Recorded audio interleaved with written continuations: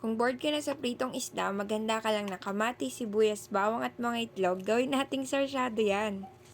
Para sure ako na walang bugok na itlog, iniisa-isa ko muna lahat. Nilagyan ko ng asin, binasag ko lang yung yolk, tas hindi ko in-overmix. At aside natin yung itlog, tapos magisa tayo ng bawang, sibuyas. Siyempre, pag luto na yung bawang sibuyas guys, isunod natin yung kamatis.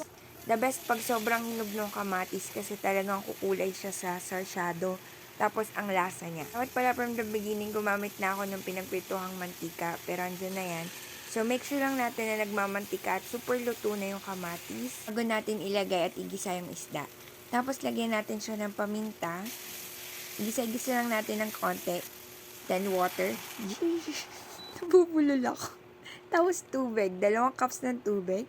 Tapos, maglagay na tayo ng pampalasa. So, asin. Kayo, bahala kayo kung lalagyan nyo ng magic sarap. Tansya ko, kota na kami sa sodium this day. So, after natin sabawan, takpan at pakuluin, pwede na natin ilagay yung itlog.